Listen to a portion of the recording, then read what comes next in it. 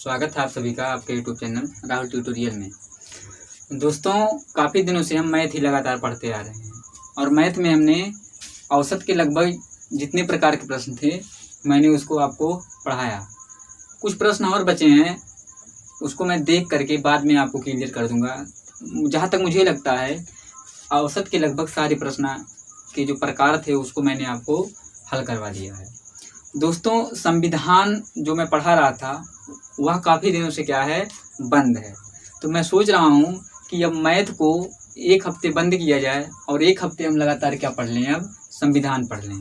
तो चलिए संविधान का देखिए, संविधान में मैंने मूल कर्तव्य तक अध्ययन आपसे मूल कर्तव्य तक आपका अध्ययन करवा दिया था। ठीक है, देखिए भाग 4, भाग 1, भाग 2, भाग 3 और भाग 4 का अध्ययन हमने किया था और उसके अंतर्गत 4 का भी अध्ययन हमने किया था। ठीक है, देखिए अब हम आज प्रारंभ करेंगे संविधान का भाग 5। ठीक है, संविधान का क्या प्रारंभ करेंगे, भाग 5। देखिए भाग 1 में मैंने पढ़ाया था, क्या था, संघ और उसके राज्य क्षेत्र के बारे में बताया गया था। उसके बाद हम भाग 2 पढ़े थे और भाग 2 में हमने नागरिकता का अध्ययन किया था। ठीक है, और देखिए भाग 2 तो हम बाद में पढ़े थे। उसके पश्चात देखिए जब हम संघ एवं राज्य क्षेत्र पढ़ रहे थे तो उसी के साथ हमने राज्य के नीति निर्देशक तत्व, मूल कर्तव्य, मौलिक अधिकार, इन सब का भी अध्ययन कर लिया था। और भाग 2 के अंतर्गत हम नागरिकता का अध्ययन कर रहे थे और नागरिकता प्राप्त करने की विधियां क्या हैं, किन किन कारणों से नागरिकता छीन ली जाती है गृह मंत्रालय के द्वारा, उसका अध्ययन हम किए थे। अर्थात मेरे कहने का तात्पर्य है कि हम भाग 4 और भाग 4 का दोनों का अध्ययन क्या कर चुके हैं और उसके पश्चात हमें प्रारंभ क्या करना है, संविधान का भाग 5। ठीक है, तो देखिए सबसे पहले यही बात हम आपको बता दें कि भाग 5 में रखा क्या गया है। भाग 5 में क्या रखा गया है, संघ। संघ का मतलब क्या होता है, केंद्र। संघ का मतलब क्या होता है, केंद्र के बारे में विस्तृत रूप से समझाया गया है। आप जानते हैं कि हमारे भारतीय संविधान में सरकार 2 स्तर पर चलाई जाती है। ठीक है, भारतीय संविधान में सरकार चलाने का स्तर 2 है, पहला केंद्र स्तर पर और दूसरा राज्य स्तर पर। तो जो केंद्र स्तर पर सरकार गठित होती है या केंद्र स्तर पर या संघ स्तर पर जो कुछ भी कार्य किए जाते हैं उसका वर्णन ही हम किसके अंतर्गत करते हैं, भाग 5 के। देखिए भाग 5 के बाद हम अध्ययन करेंगे किसके, भाग 6 के। और भाग 6 में क्या कहा गया है, राज्य के, अर्थात राज्य में प्रशासन की क्या व्यवस्था है, किस तरीके से राज्य में शासन व्यवस्था का संचालन होता है, कौन कौन से वहाँ पर पद सृजित किए जाते हैं, तो उसका अध्ययन हम करेंगे भाग 6 के अंतर्गत। लेकिन भाग 5 में स्पेशली किसके बारे में बात की गई है, संघ के बारे में। तो देखिए अब आप जानते हैं हमने अनुच्छेद 51 का अध्ययन किया था जिसमें मौलिक कर्तव्य का वर्णन है। ठीक है, अब 51 के बाद प्रारंभ कहाँ से होता है, अनुच्छेद 52 से। कहाँ से प्रारंभ होता है, अनुच्छेद 52 से। ठीक है, तो देखिए हमारा भाग भी क्रम वाइज बना रहे और हम अनुच्छेद को भी क्रम वाइज क्या करेंगे, लेकर के चलेंगे। अगर हम भाग को एक सीक्वेंस से पढ़ेंगे तो अनुच्छेद अपने आप धीरे धीरे क्या होता जाएगा, मिलता चला जाएगा। तो भाग 5 में दोस्तों आज हम अध्ययन करेंगे अनुच्छेद 52 से। ठीक है, और धीरे धीरे मैं अनुच्छेद 52 से लेकर के जितने भी प्रावधान हैं, जितने भी अनुच्छेद आएंगे उसका धीरे धीरे क्या करूँगा, वर्णन करूँगा। तो देखिए अनुच्छेद 52 में क्या कहा गया है, अनुच्छेद 52 में क्या कहा गया है। देखिए पहले अनुच्छेद 52 में दोस्तों क्या कहा गया है, राष्ट्रपति का पद। किसके बारे में बात किया गया है, राष्ट्रपति का पद। देखिए अनुच्छेद 52 में ही सिर्फ क्या कहा गया है कि भारत में या भारतीय संविधान में अनुच्छेद 52 के अंतर्गत एक पद का सृजन किया गया है जिसके अंतर्गत भारत देश के क्या होंगे, एक राष्ट्रपति होंगे। ठीक है, तो आपसे पूछा जाएगा कि राष्ट्रपति के पद का वर्णन किस अनुच्छेद में किया गया, तो अनुच्छेद 52 में। अब राष्ट्रपति से संबंधित सारे जो प्रावधान है वह सिर्फ अनुच्छेद 52 में नहीं है, बल्कि राष्ट्रपति से संबंधित बहुत ढेर सारे अनुच्छेद हैं।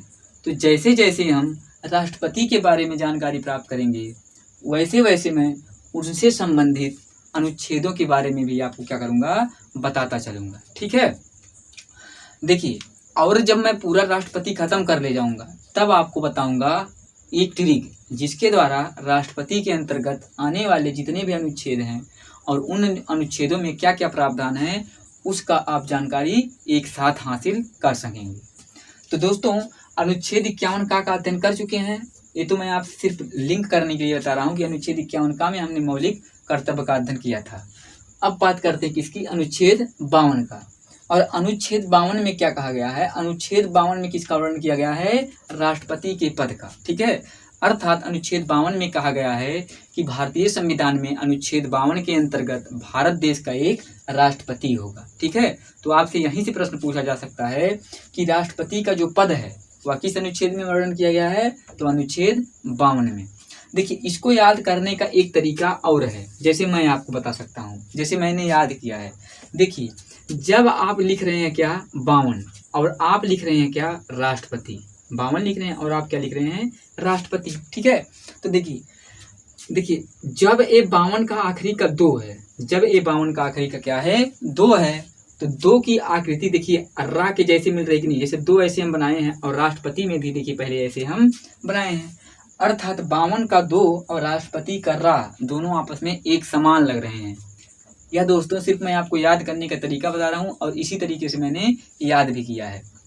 तो 52 देखिए, अब जैसे राष्ट्रपति से संबंधित ढेर सारे अनुच्छेद हैं, तो उन अनुच्छेद में जो अनुच्छेद 52 है, अनुच्छेद 52 को देखते ही बता देंगे कि राष्ट्रपति जो पद है उसका वर्णन अनुच्छेद 52 में किया गया है। ठीक है, तो ऐसे आप याद करेंगे। तो अनुच्छेद 52 में किसका वर्णन किया गया है, राष्ट्रपति के पद का। ठीक है, दूसरी बात यह पूछा जाता है कि जो राष्ट्रपति का पद है या इसका स्रोत क्या है या किस देशों से लिया गया है, किस देश से लिया गया है। तो मैंने आपको बताया था जो भारतीय संविधान है उसे उधार का थैला कहा गया है। क्यों कहा गया है, क्योंकि भारतीय संविधान के कुछ प्रावधान ऐसे हैं जो कि विदेशों से लिए गए हैं और जबकि उसी में से कुछ प्रावधान ऐसे हैं जो भारत शासन अधिनियम से लिए गए हैं। तो जो हमारे भारतीय संविधान में राष्ट्रपति का पद है दोस्तों, ध्यान दीजिए, वह कहाँ से लिया गया है, वह लिया गया है कहाँ से, ब्रिटेन से। वह कहाँ से लिया गया है, ब्रिटेन से। जबकि कई लोगों के मन में क्या भ्रम बनता है कि राष्ट्रपति के पद का जो वर्णन है भारतीय संविधान में उसे कहाँ से लिया गया है, यूएसए से। देखिए मैं आपको यही क्लियर कर देना चाहता हूँ, राष्ट्रपति का जो पद है उसका स्रोत कहाँ से है, ब्रिटेन से है। ठीक है, जिस प्रकार ब्रिटेन की जो राजा और महाराजा होते थे, ब्रिटेन के जो राजा और महाराजा होते थे उनकी पूरी शक्तियाँ उनके अंदर नहीं निहित होती थी। ठीक है, ठीक उसी प्रकार हमारे देश में जो राष्ट्रपति का पद है उसका स्रोत ब्रिटेन से है, क्योंकि जिस प्रकार ब्रिटेन के राजा महाराजा की सारी शक्तियाँ उनके अंदर नहीं निहित होती थी, ठीक उसी प्रकार राष्ट्रपति का भी पद है जो राष्ट्रपति की सारी शक्तियों, जो कि जिससे यह हमें जानकारी मिलता है कि राष्ट्रपति की जो भारत देश की समस्त शक्तियां हैं वह केवल राष्ट्रपति के हाथों में ही निर्भर नहीं है। ठीक है, जबकि आप यूएसए के राष्ट्रपति को देखेंगे, जैसे अमेरिका के राष्ट्रपति को देखेंगे, तो अमेरिका देश की जितनी भी शक्तियां हैं वह किसके साथ निहित होती हैं, अमेरिका के राष्ट्रपति के साथ निहित होती हैं। लेकिन भारत के राष्ट्रपति के साथ ऐसी कंडीशन नहीं है, क्योंकि आप जानते हैं, अभी मैं आपको बताऊंगा कि जो भारत देश के राष्ट्रपति होते हैं वह केवल कार्यपालिका के नाम मात्र के क्या होते हैं, नाम मात्र के अध्यक्ष होते हैं। जबकि कार्यपालिका का वास्तविक अध्यक्ष कौन होता है, वह कौन होता है, प्रधानमंत्री। तो अगर आपसे पूछा जाएगा कि राष्ट्रपति के पद का वर्णन किस देश से किया गया है, तो आप बताएंगे कहाँ से, ब्रिटेन से, ना कि आप क्या बताएंगे, यूएस से। आपको मैंने अंतर बता दिया, क्योंकि यूएसए के राष्ट्रपति को आप देखे होंगे उसकी समस्त शक्तियाँ उनके राष्ट्रपति के अंदर निहित होती हैं, लेकिन जो हमारे राष्ट्रपति होते हैं वह नाम मात्र के कार्यपालिका के अध्यक्ष होते हैं। ठीक है, जबकि जो प्रधानमंत्री होते हैं वह हमारे कार्यपालिका के वास्तविक हेड होते हैं। तो आपको समझ में आया होगा कि राष्ट्रपति का पद जो कहाँ से लिया गया है, ब्रिटेन से लिया गया है। ठीक है, तो मैंने आपको स्रोत भी बता दिया। तो अनुच्छेद 52 में हमने क्या देखा कि राष्ट्रपति के पद का वर्णन है। ठीक है, अब आता है क्या, अनुच्छेद 53। अनुच्छेद 52 के बाद क्या आता है, अनुच्छेद 53। देखिए मैं एक ट्रिक पहले लिख ही देता हूँ दोस्तों। देखिए मैं लिख दे रहा हूँ, पका चुनर का पुनर्योग, पका चुनर का पुनर्योग। ठीक है, उसके बाद शर्त शपथ महाभियोग, शर्त शपथ महाभियोग। ठीक है, एक लाइन यह आप याद करेंगे, मैंने एक जो यह लाइन लिखा है, पका चुनर का पुनर्योग शर्त शपथ महाभियोग। ठीक है, तो अगर यह लाइन आपको याद हो जाता है तो आपके पास राष्ट्रपति से संबंधित जो भी अनुच्छेद हैं उसकी लाइन टू लाइन या अनुच्छेद टू अनुच्छेद आपको याद हो जाएंगे, और किस अनुच्छेद में क्या शर्तें रखी गई हैं, क्या प्रावधान रखे गए हैं, उसकी भी जानकारी आपको मिल जाएगा। जैसे मैंने क्या लिखा है, जैसे मैंने देखिए लिखा है पका, तो पका का पहला जो हो जाएगा पा का मतलब क्या हो जाएगा, पद। पद का मतलब अब देखिए कहाँ से प्रारंभ होता है, अनुच्छेद 52 से। कहाँ से प्रारंभ होता है, अनुच्छेद 52 से। तो अनुच्छेद 52 में पद का वर्णन है। किसके पद का वर्णन है, तो इतना तो दोस्तों आपके माइंड में सेट ही होना चाहिए कि राष्ट्रपति के पद का वर्णन अनुच्छेद 52 में किया गया है। ठीक है, इसके बाद क्या कहा गया है, देखिए का से क्या होता है, कार्यपालिका, या इसे कार्य भी कह सकते हैं। क्या कहते हैं, कार्यपालिका। आप जानते हैं कि जो राष्ट्रपति होते हैं उनकी कार्यपालिका से संबंधित बहुत कुछ क्या होते हैं, कार्य होते हैं। तो उसको मैं धीरे धीरे समझाऊंगा, मैं एक एक अनुच्छेद को भी आपको विस्तृत करके समझाऊंगा ताकि आने वाले प्रश्न आपसे कभी ना छूटें। तो का से क्या हो गया, कार्यपालिका संबंधित उनके जो प्रावधान है। तो देखिए 52 के बाद फिर क्या आता है, अनुच्छेद 53। ठीक है, अब बात देखिए किसकी आती है, अनुच्छेद 54 की। अनुच्छेद 54 में क्या कहा गया, चुनर। चुनर का मतलब क्या होता है, चुनाव। चुनर का मतलब क्या होता है, चुनाव, या इसी को आप क्या कह सकते हैं, निर्वाचन। कैसे राष्ट्रपति का क्या होता है, निर्वाचन होता है। तो 52 में पद, 53 में कार्यपालिका से संबंधित उनके प्रावधान, और 54 में क्या कहा गया है, उनका निर्वाचन। ठीक है, अब देखिए इसके बाद क्या कहा गया है, तो पद का वर्णन किसमें है, अनुच्छेद 52 में। अनुच्छेद 53 में क्या कहा गया है, कार्यपालिका संबंधित उनके कार्य क्या होते हैं। इसमें फिर क्या कहा गया है, निर्वाचन। क्या कहा गया है, निर्वाचन कैसे उनका होता है। तो पका चुनिर का, देखिए का से क्या होता है, कोटा। क्या होता है, कोटा। ठीक है, देखिए अगर हम एक ही साथ देख लेंगे, देखिए इनकी पुनर्निर्वाचन भी होता है, इनकी योग्यता क्या होनी चाहिए, इनकी शर्तें क्या होनी चाहिए, इनको शपथ कौन दिलाते हैं, और इन पर महाभियोग लाने का कार्य कौन करते हैं, इन सबका अध्ययन हम करेंगे। तो आज हम मोस्टली 3 ही अनुच्छेद का अध्ययन करेंगे, किसका, 52, 53 और अनुच्छेद 54, क्योंकि इस 3 का अध्ययन करते करते हमारा वीडियो काफ़ी लंबा हो जाएगा।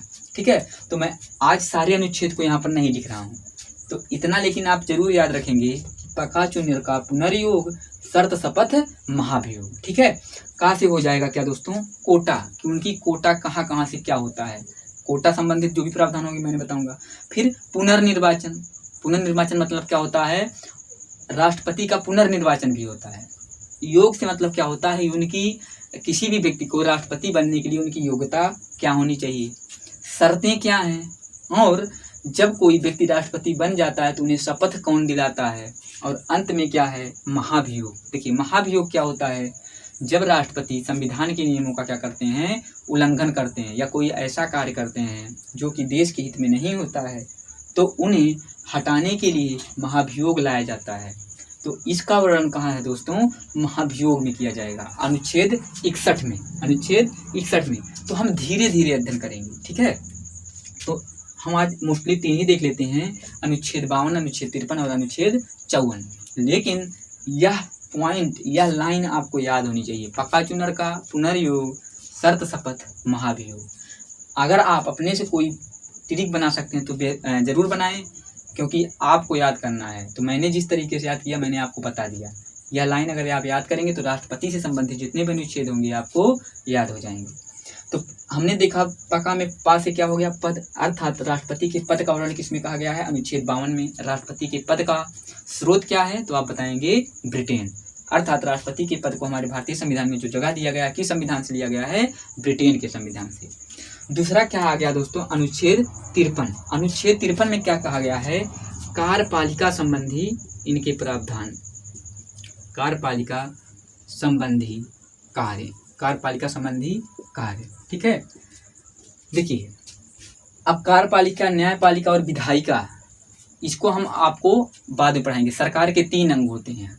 देखिए सरकार की, जब मैं आपको सरकार पढ़ाऊंगा तो सरकार के 3 अंग पढ़ाऊंगा वहाँ पे, जहाँ पर मैंने बताऊंगा विधायिका जो नियमों का निर्माण करती है, कार्यपालिका जो बनाए गए नियमों को क्या कराती है, लागू कराती है, और तीसरा पढ़ेंगे हम क्या, न्यायपालिका, अर्थात विधायिका द्वारा बनाए गए किसी भी कानून का जब उल्लंघन होता है तो उनको दंड देने का कार्य क्या करती है, न्यायपालिका।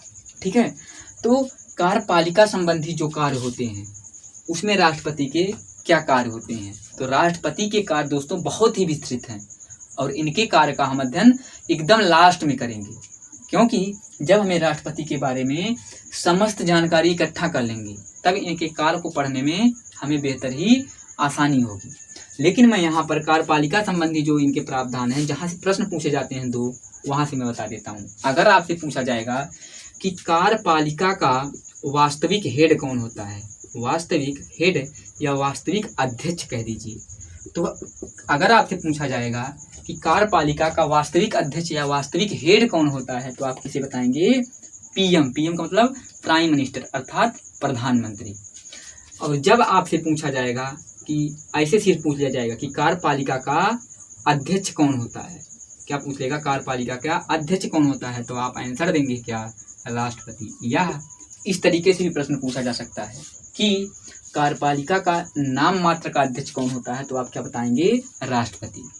तो मैंने आपको दोस्तों अभी बताया जिस प्रकार ब्रिटेन के राजा या महाराजा या रानी के हाथों में उस देश की संपूर्ण शक्तियां नहीं निहित होती हैं, ठीक उसी प्रकार हमारे देश में राष्ट्रपति का क्या है, कंडीशन है। राष्ट्रपति के हाथों में देश की समस्त शक्तियां निहित नहीं होती हैं। यह कार्यपालिका के नाम मात्र के ही क्या होते हैं, अध्यक्ष होते हैं, संस्थापक होते हैं, जबकि कार्यपालिका का वास्तविक हेड कौन होता है, प्राइम मिनिस्टर होते हैं। ठीक है, प्राइम मिनिस्टर अगर चाहेंगे तो सब कुछ कर सकते हैं, लेकिन जो राष्ट्रपति होते हैं, राष्ट्रपति की सिर्फ क्या जरूरी होती है, उनके साइन, उनकी परमिशन, उनकी अनुमति। तो यहाँ से मैंने 2 प्रश्न आपको और स्पष्ट किया कि कार्यपालिका का वास्तविक हेड कौन होता है, प्रधानमंत्री या प्राइम मिनिस्टर, जबकि कार्यपालिका का अध्यक्ष या नाम मात्र का अध्यक्ष कौन होता है, तो आप आंसर देंगे कौन, राष्ट्रपति। ठीक है, अब बात करते हैं किसकी, इतना दोस्तों आपको समझ में आया होगा। फिर से मैं एक बार रिपीट करा देता हूँ, राष्ट्रपति के पद का वर्णन किसमें किया गया है, अनुच्छेद 52 में। कहाँ से लिया गया है राष्ट्रपति का पद, ब्रिटेन से। अनुच्छेद 53 में किसकी बात की गई है, इनके किसकी बात की गई है, कार्यपालिका संबंधी कार्य के। तो कार्यपालिका संबंधी बहुत ढेर सारे कार्य होते हैं, जिसमें मैं जब राष्ट्रपति के कार्य के बारे में बताऊंगा तो वहाँ आपको पता भी होगा कि तीनों सेनाओं के अध्यक्ष होते हैं। ठीक है, और इनके ढेर सारे कार्य। ठीक है, इसके बारे में जब हम राष्ट्रपति के बारे में संपूर्ण जानकारी प्राप्त कर लेंगे तब अध्ययन करेंगे। तो लेकिन मैंने यहाँ पर 2 पॉइंट स्पष्ट कर दिया कि कार्यपालिका का वास्तविक हेड कौन होता है, प्रधानमंत्री, जबकि नाम मात्र के अध्यक्ष कौन होते हैं, तो आप कौन बताएंगे, राष्ट्रपति। अब बात करते हैं किसकी, अनुच्छेद 54 की। तो अनुच्छेद 54 में दोस्तों क्या कहा गया है, निर्वाचन या चुनाव। चुनाव से क्या हो जाएगा, चुनाव, या क्या कहा जाता है इसे, निर्वाचन। कि कोई भी व्यक्ति जिसका राष्ट्रपति के पद पर क्या हो गया है, निर्वाचन हो गया है, तो उस व्यक्ति का निर्वाचन किस तरीके से होता है, क्या क्या विधियां हैं उसे निर्वाचित करने के लिए। तो देखिए, सबसे पहले कहेंगे दोस्तों कि जो राष्ट्रपति का चुनाव या निर्वाचन होता है वह अप्रत्यक्ष विधि से होता है। किस विधि द्वारा, अप्रत्यक्ष विधि द्वारा। अब यह अप्रत्यक्ष विधि क्या है, देखिए दोस्तों, इसके अप्रत्यक्ष विधि समझने से पहले हमें अनुच्छेद 79 समझना होगा। अनुच्छेद 79 में क्या कहा गया है, संसद। और संसद के दोस्तों 2 सदन होते हैं। संसद के कितने सदन होते हैं, 2 सदन। एक सदन होता है क्या, लोकसभा, एक क्या होता है, लोकसभा, और दूसरा क्या होता है, राज्यसभा। ठीक है, राज्यसभा।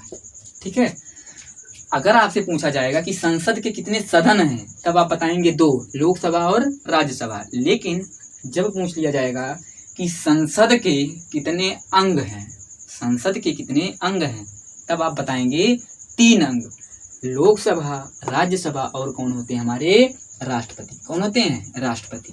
तो अंग कितने, 3, सदन कितने, तो क्या बताएंगे, 2। सदन का मतलब होता है कमरा, सदन का मतलब क्या होता है? कमरा। तो देखिए, तो संसद के अंतर्गत 2 सदन होते हैं, लोकसभा और राज्यसभा। अब आप जानते हैं कि जो लोकसभा के सदस्य होते हैं, इनके सदस्यों का जो निर्वाचन होता है या चुनाव होता है, वह डायरेक्ट किसके द्वारा होता है? जनता के द्वारा होता है। फिर से सुनिए, लोकसभा के सदस्यों का चुनाव जनता द्वारा होता है। तो जो जिसमें देखिए आप संसद पढ़े होंगे, विधायक सांसद पढ़े होंगे, विधायक पढ़े होंगे। तो जो सांसद होते हैं या जो विधायक होते हैं, ठीक है, विधायक तो होते हैं दोस्तों राज्य स्तर पर, विधान मंडल के सदस्य होते हैं, ठीक है, विधानसभा के सदस्य होते हैं। तो जो सांसद होते हैं, विधायक होते हैं, मैं आपको समझाने के लिए बता रहा हूँ, उनका चुनाव जनता प्रत्यक्ष रूप से करती है। किस रूप से? प्रत्यक्ष रूप से करती है। अर्थात जनता अपने प्रतिनिधि का क्या करती है? चुनाव करती है। तो जब जनता द्वारा चुने गए प्रतिनिधि जा करके अपना मत किसी और व्यक्ति को दे देते हैं, तो वह संपूर्ण जनता का क्या कर रहे होते हैं? प्रतिनिधित्व कर रहे होते हैं। जैसे मान लीजिए, मैं उदाहरण के लिए आपको समझा रहा हूँ, मान लीजिए कोई सांसद है, तो सांसद को चुना किसने? जनता ने। अगर वह सांसद जा करके राष्ट्रपति के चुनाव में भाग लेता है, अर्थात कहने का मतलब क्या है, वह सांसद एक विशेष समूह की जनता का क्या होगा? प्रतिनिधि होगा। और वह प्रतिनिधि जब जाकर कहीं अपने मत का प्रयोग करता है, तो वह समस्त जनता के मत का क्या हो रहा है? प्रयोग हो रहा है। तो जो राष्ट्रपति का चुनाव या निर्वाचन होता है, उसमें दोस्तों निर्वाचक मंडल भाग लेता है। क्या भाग लेता है? निर्वाचक मंडल भाग लेता है, और निर्वाचक मंडल के निर्वाचित सदस्य भाग लेते हैं। अब निर्वाचक मंडल क्या होता है या निर्वाचित सदस्य क्या होते हैं, अभी मैं बता रहा हूँ। सबसे पहले मैं आपको क्या समझा रहा हूँ? अप्रत्यक्ष विधि द्वारा। तो अप्रत्यक्ष विधि मैंने आपको बताया, जब जनता द्वारा चुने गए प्रतिनिधि अपने मत का प्रयोग कहीं जा करके कर देते हैं, तो इस मत को ही क्या कहते हैं? अप्रत्यक्ष मत। और इसके द्वारा किए गए चुनाव को ही क्या कहते हैं? अप्रत्यक्ष विधि से चुनाव। तो जो राष्ट्रपति का पद होता है या राष्ट्रपति के चुनाव होता है, उसमें अप्रत्यक्ष मत का प्रयोग किया जाता है, या उनका चुनाव अप्रत्यक्ष विधि द्वारा होता है। अर्थात राष्ट्रपति के चुनाव में जनता डायरेक्ट वोट नहीं देती है, बल्कि जो जनता के प्रतिनिधि होते हैं, वे जनता का क्या कर रहे होते हैं? प्रतिनिधित्व कर रहे होते हैं, और वे अपने मत का प्रयोग करते हैं। अब इनको ध्यान दीजिए, अब इनके चुनाव में, राष्ट्रपति के जो चुनाव होता है, इनके चुनाव में किसे किसे भाग लेने का अधिकार होता है?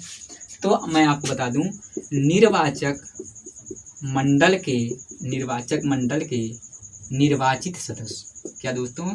निर्वाचित सदस्य। इसको मैं पहले आपको समझा रहा हूँ। देखिए, सबसे पहले शासन दो नहीं 3 स्तर पे चलती है। एक गांव स्तर पे, एक राज्य स्तर पे, और दूसरा केंद्र स्तर पे। तो केंद्र स्तर, और मैंने यहाँ बना दिया क्या? राज्य स्तर। केंद्र स्तर पर आपको मैंने बताया क्या होती है? संसद। और राज्य स्तर पर क्या होती है? विधानमंडल। राज्य स्तर पर क्या होती है दोस्तों? विधानमंडल। अब देखिए, संसद के कितने अंग होते हैं? मैंने आपको 3 अंग बताया, जबकि सदन पूछा जाएगा तो 2 सदन, लोकसभा और राज्यसभा। और विधानमंडल के भी 2 सदन होते हैं, लेकिन अंग कितने होते हैं? 3। यह राज्य स्तर पर विधानमंडल का राज्य स्तर पर गठन किया जाता है। और विधानमंडल में भी 2 ही सदन होते हैं। एक होती है क्या? विधान सभा, और दूसरी क्या होती है? विधान परिषद। क्या होती है? विधान परिषद। लेकिन अगर पूछा जाएगा विधानमंडल के अंग कितने होते हैं, तो 3 होते हैं, विधानसभा, विधान परिषद और राज्यपाल। ठीक है। तो देखिए दोस्तों, निर्वाचक मंडल का मतलब क्या बता रहा हूं मैं। ठीक है, देखिए, आप तो इतना जानते होंगे कि विधान परिषद भारत देश के हर एक राज्यों में मौजूद नहीं है। विधान परिषद का गठन भारत के प्रत्येक राज्यों में नहीं है। ठीक है, लेकिन विधानसभा हर एक राज्य में है, और राज्यसभा और ये लोकसभा, इसके बारे में तो आप जानते ही होंगे कि यह संसद के 2 अंग हैं। लेकिन दोस्तों, जब आपको संसद पढ़ाया जाएगा तो वहाँ विस्तृत बताया जाएगा कि जो राष्ट्रपति होते हैं वे राज्यसभा में 12 सदस्यों को मनोनीत करते हैं, और लोकसभा में 2 एंग्लो इंडियन का क्या किया जाता है? मनोनयन किया जाता है। क्या किया जाता है? मनोनयन किया जाता है। अब ये राज्यसभा में जो 12 सदस्य होते हैं वह विशेष उपलब्धि हासिल किए रहते हैं, कला के क्षेत्र में, संगीत के क्षेत्र में या शिक्षा के क्षेत्र में। जबकि जो यह 2 सदस्य होते हैं जिनका मनोनयन राष्ट्रपति लोकसभा में करते हैं वे एंग्लो इंडियन होते हैं। अब एंग्लो इंडियन किसे कहते हैं? देखिए, एंग्लो इंडियन वे व्यक्ति होते हैं जिनकी माता भारतीय रही हों लेकिन जिनके पिता क्या रह चुके हों, यूरोपीय रह चुके हों। आप जानते हैं कि यूरोप की ढेर सारी कंपनियां भारत में आईं और भारत पर क्या की, शासन भी की। तो यूरोप का अगर कोई व्यक्ति भारत में रहने वाली महिला से क्या कर लिया है, विवाह कर लिया है, लेकिन आज़ादी के पश्चात वह व्यक्ति जो यूरोपीय था वह भारत देश से बाहर चला गया। लेकिन अगर उसकी पत्नी जो भारतीय थी और उसके बच्चे भारत में रह गए हैं तो उन बच्चों को ही हम क्या कहते हैं, एंग्लो इंडियन कहते हैं। तो उन्हें भी शासन चलाने में क्या हो, उनका भी शासन चलाने में योगदान हो और वे भी अपने आप को कमज़ोर ना समझे, इसलिए राष्ट्रपति लोकसभा में 2 सदस्यों का मनोनयन करते हैं, जबकि राज्यसभा में 12 सदस्यों का मनोनयन करते हैं और वे 12 सदस्य किसी विशेष क्षेत्र में क्या होते हैं, पारंगत होते हैं। इसलिए राज्यसभा को विशेष सदन भी कहा जाता है। जबकि बात करते हैं तो देखिए, विधान परिषद राष्ट्रपति के चुनाव में भाग नहीं लेता है। अब क्यों नहीं लेता है?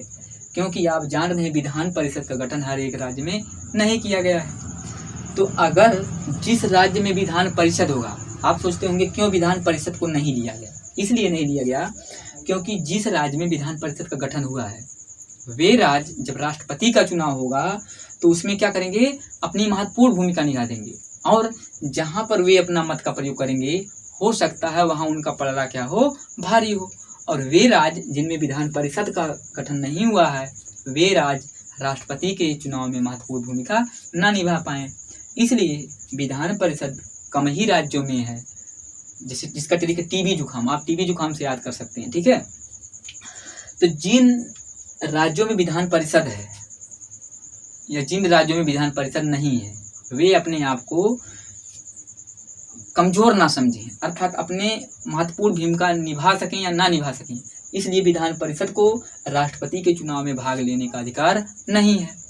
अब ध्यान दीजिए दोस्तों, निर्वाचक मंडल क्या होता है? निर्वाचक मंडल क्या होता है? अब देखिए, विधान मंडल के कितने मंडल? 2, विधानसभा और विधान परिषद, जबकि संसद के कितने? 2, राज्यसभा और लोकसभा। तो ये मंडल, तीनों मंडल हैं, इन तीनों मंडल में जो भी सदस्य आते हैं उनका निर्वाचन वे सदस्य निर्वाचन करके ही आते हैं। मेरे कहने का तात्पर्य है विधानसभा में, लोकसभा में और राज्यसभा में ये जितने भी मंडल हैं इसके जो सदस्य होते हैं वे जनता द्वारा क्या किए जाते हैं, चुन के जाते हैं। इसलिए इस मंडल को हम क्या नाम देते हैं, निर्वाचक मंडल। लेकिन साथ में क्या लिखा गया है, निर्वाचित सदस्य। अब ऐसा नहीं है दोस्तों कि ये 12 सदस्य और ये 2 सदस्य जो एंग्लो इंडियन जिसका मनोनयन हुआ था ये भी राष्ट्रपति के चुनाव में भाग लेंगे। तो अगर आपसे पूछा जाएगा कि राष्ट्रपति के चुनाव में कौन कौन भाग नहीं लेते हैं, विधान परिषद, और कौन, ये 12 सदस्य और ये 2 सदस्य। ऐसा इसलिए दोस्तों क्योंकि जब मैं आपको बताऊंगा कि राष्ट्रपति का पुनर्निर्वाचन भी हो सकता है, तो अगर कोई राष्ट्रपति जो कि राष्ट्रपति रह चुके हों और वे पुनः राष्ट्रपति बनने के लिए क्या करते हैं, दोबारा खड़े होते हैं चुनाव में, तो ध्यान दीजिए जो राष्ट्रपति पहले रह चुके हैं उन्होंने राज्यसभा में 12 सदस्यों का क्या किया था, मनोनयन किया था, और ये 12 सदस्य राष्ट्रपति के अंतर्गत ही क्या कर रहे थे, फल फूल रहे थे, अर्थात इन पर राष्ट्रपति की क्या थी, विशेष कृपा थी, तभी तो इनका क्या हुआ था, मनोनयन हुआ था। और ये जो 2 सदस्य हैं अर्थात एंग्लो इंडियन, ये जो दो सदस्य एंग्लो इंडियन हैं, हो सकता है राष्ट्रपति के चुनाव ये दोनों सदस्य भी क्या किए रहे, अपने पद पर बने रहें। तो क्योंकि इनका मनोनयन राष्ट्रपति ने किया था, तो वही राष्ट्रपति जो दोबारा चुनाव के लिए खड़े होंगे वे तो 12 सदस्य ए और ये 2 सदस्य, इनका झुकाव किसकी तरफ होगा, उसी राष्ट्रपति की तरफ होगा जिन्होंने इनका क्या किया था, मनोनयन किया था। और अगर ये 12 सदस्य और ये 2 सदस्य राष्ट्रपति की तरफ इनका झुकाव हो जाएगा तो राष्ट्रपति प्लस पढ़ने लगेंगे। क्या पढ़ने लगेंगे? प्लस पढ़ने लगेंगे। और जो दूसरी पार्टी खड़ी हुई रहेगी राष्ट्रपति पद के लिए, वे क्या होने लगेंगे? थोड़े पीछे होने लगेंगे। तो इनके चुनाव में पारदर्शिता हो, इसलिए विधान परिषद और राज्यसभा में मनोनीत सदस्य तथा लोकसभा में मनोनीत सदस्य राष्ट्रपति के चुनाव में भाग नहीं लेते। ठीक है, तो कौन भाग लेते हैं? इस निर्वाचक मंडल के केवल कौन भाग लेते हैं? निर्वाचित सदस्य। निर्वाचित सदस्य का मतलब क्या दोस्तों? अर्थात वे सदस्य जिनका जो इन मंडलों में निर्वाचन के थ्रू आए हैं, अर्थात जिनका चुनाव कराया गया था और चुनाव जीत करके इन मंडलों में प्रवेश किए हैं, वे ही सदस्य ही राष्ट्रपति के चुनाव में क्या कर सकते हैं? भाग ले सकते हैं। ठीक है, तो फिर से सुनिए, तो आपसे डायरेक्ट पूछा जाएगा कि कौन कौन से सदस्य या कौन कौन से ऐसे व्यक्ति हैं जो राष्ट्रपति के चुनाव में भाग नहीं ले सकते। तो आप क्या बताएंगे? सबसे पहले विधान परिषद भाग नहीं लेता, दूसरा राज्यसभा के ये 12 मनोनीत सदस्य तथा लोकसभा के ये 2 मनोनीत सदस्य। तो राष्ट्रपति के निर्वाचन में कौन से सदस्य भाग नहीं लेते? मनोनीत सदस्य। कौन से सदस्य भाग लेते हैं? निर्वाचित सदस्य। कौन सा मंडल भाग नहीं लेता? तो आप क्या बताएंगे? विधान परिषद भाग नहीं लेता। और क्यों नहीं लेता मैंने आपको स्पष्ट कर दी। ठीक है, तो दोस्तों आशा करता हूँ ये निर्वाचक मंडल और निर्वाचित सदस्य समझ में आए होंगे। तीसरा कंडीशन क्या होता है इनके निर्वाचन में? इनका निर्वाचन एकल